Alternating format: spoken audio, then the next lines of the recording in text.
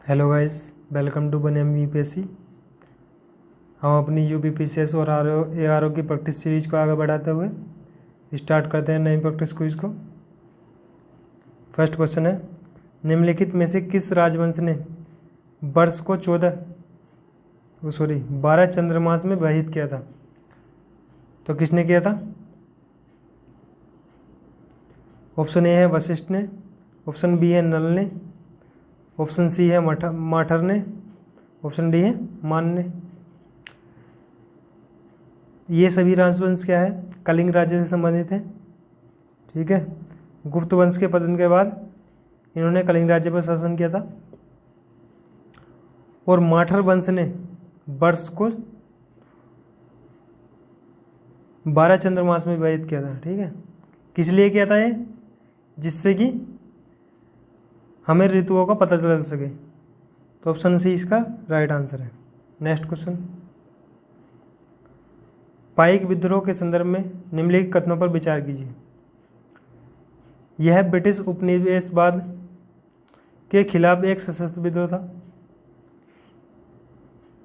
कथन सेकंड है, इसका कारण अंग्रेजों द्वारा किराया मुक्त भूमि का अधिग्रहण करना था। उपयुक्त कथनों में से कौन सा यह से कथन सही है? केवल एक, ऑप्शन बी है केवल दो, सी है एक और दो दोनों, डी है न तो एक और न ही दो। तो पाइक विद्रोह कब हुआ था? ये 1817 में। ठीक है, कब कहाँ हुआ था? ये उड़ीसा राज्य में। यह ब्रिटिश उपनिवेशवाद के खिलाफ सशस्त्र विद्रोह था। बिल्कुल राइट है, यह है एक सशस्त्र विद्रोह था। इसका कारण अंग्रेजों द्वारा किराया मुक्त भूमि का अधिग्रहण करना था। जी हाँ, इसका कारण यही था। ये क्या है? किराया मुक्त भूमि किसे कहते हैं? ये जो सैनिक होते थे उनको दी जाती थी। ठीक है, बिना कर के भूमि। तो ऑप्शन सी इसका राइट आंसर होगा। नेक्स्ट क्वेश्चन, निम्नलिखित में से प्राचीन भारत की कौन सी लिपि दाहिने से बाईं ओर लिखी जाती थी?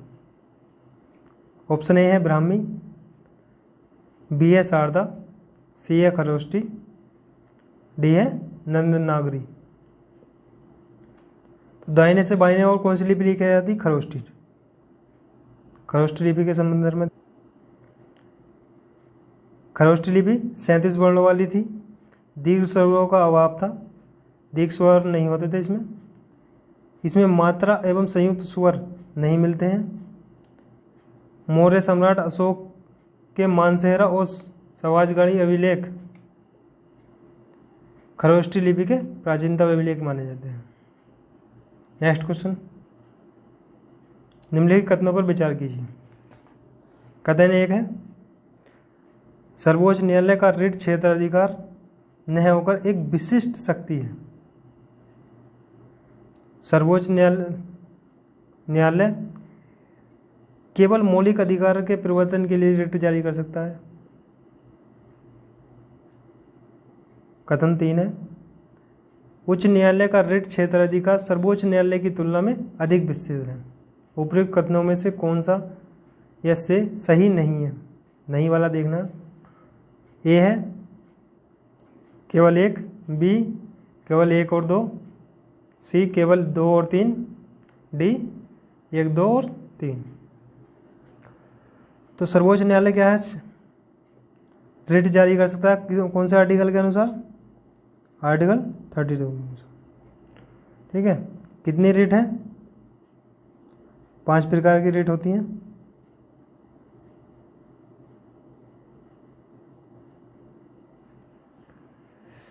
सर्वोच्च न्यायालय का रिट क्षेत्राधिकार न होकर उसकी एक विशिष्ट शक्ति है? नहीं। क्यों नहीं है? विशिष्ट शक्ति क्या होती है? विशिष्ट जो किसी एक को अलग ही दी जाए। ठीक है, उसकी विशिष्ट शक्ति होती है। तो ये क्योंकि सर्वोच्च न्यायालय के साथ साथ उच्च न्यायालय भी रिट जारी कर सकता है, तो ऑप्शन ए गलत हो गया। सर्वोच्च न्यायालय केवल मौलिक अधिकार के परिवर्तन के लिए रिट जारी कर सकता है, ये भी राइट है। उच्च न्यायालय का रिट क्षेत्रिका सर्वोच्च न्यायालय की तुलना में अधिक विस्तृत है। हाँ, क्यों विस्तृत है? क्योंकि सर्वोच्च न्यायालय क्या है, केवल मौलिक अधिकारों के परिवर्तन के लिए रिट जारी कर सकता है, और उच्च न्यायालय क्या है, और अन्य मामलों के लिए भी रिट जारी कर सकता है। कथन 3 भी सही हो गया, तो कथन 1 गलत है, तो ऑप्शन ए इसका राइट आंसर होगा। नेक्स्ट क्वेश्चन, निम्नलिखित में से कौन भारत के संविधान के अनुच्छेद 263 के अधीन अंतर्राज्य परिषद की स्थापना करने के लिए सशक्त है? कौन है सशक्त? संसद, मंत्रिपरिषद, भारत का राष्ट्रपति, भारत का मुख्य न्यायमूर्ति। तो आर्टिकल 263 के अकॉर्डिंग भारत का राष्ट्रपति क्या है, अंतर्राज्य परिषद की स्थापना कर सकता है। तो ऑप्शन नंबर सी इसका राइट आंसर होगा। नेक्स्ट क्वेश्चन, प्रतिछाया बैंकिंग से शैडो बैंकिंग क्या है?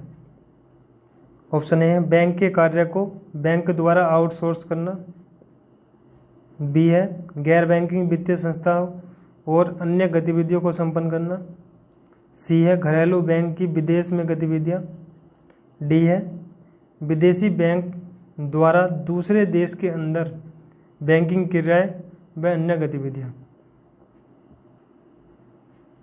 तो शैडो बैंकिंग क्या होती है? यह है कि गैर बैंकिंग वित्तीय संस्थाओं द्वारा वित्तीय एवं अन्य गतिविधि शामिल है इसमें।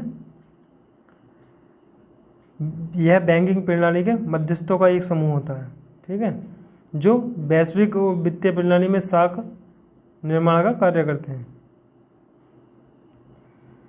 तो ऑप्शन नंबर 20 का राइट आंसर होगा। नेक्स्ट क्वेश्चन, सूची 1 और सूची 2 को सम्मिलित कीजिए तथा सूचियों के नीचे दिए गए कोड का सही उत्तर चुनिए। सूची 1 में घास के मैदान है, 2 में महाद्वीप है। कौन सा घास का मैदान कौन से महाद्वीप में है? लानोज कौन से महाद्वीप में है? दक्षिणी अमेरिका में है। स्टेपी यूरोप महाद्वीप का घास का मैदान है।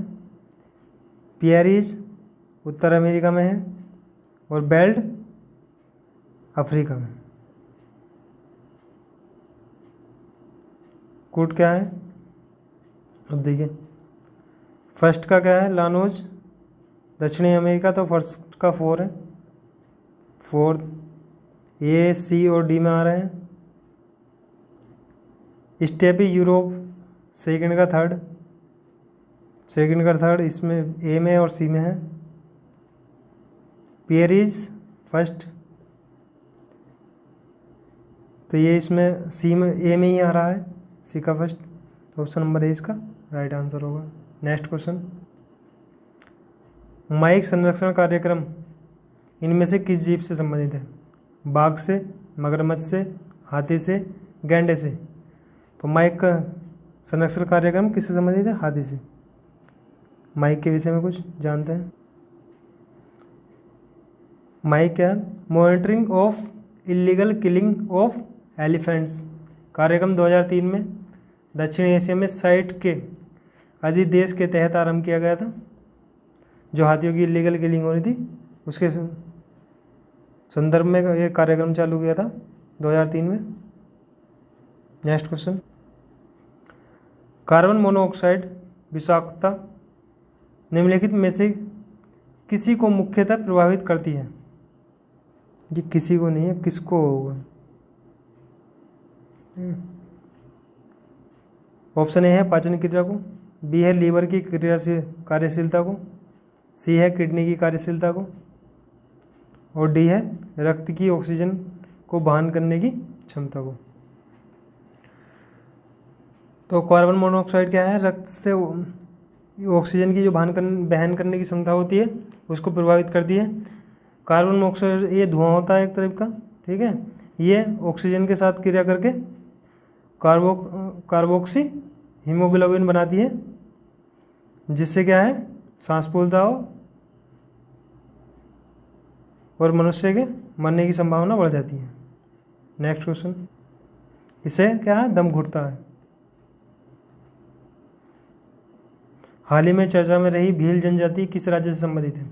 राजस्थान, कर्नाटक, पंजाब, बिहार। इसका आंसर आपको कमेंट बॉक्स में देना है। लास्ट वीडियो का आंसर, हाल ही में खबरों में रहा उमलिंग ला दर्रा किस राज्य से संबंधित है? लद्दाख से, जम्मू कश्मीर से, हिमाचल प्रदेश से या अरुणाचल प्रदेश से? तो किससे संबंधित है ये? लद्दाख से। क्यों खबरों में रहा है ये? हाल ही में न्यू स्पेस एजेंसी ने, जिसका मुख्यालय बेंगलुरु में है, उमलिंग ला दर्रे के पास एक ड्रोन का परीक्षण किया है जो 100 किलोग्राम तक का भार ले जाने में सक्षम है। थैंक यू गाइस, मिलते हैं नेक्स्ट वीडियो में।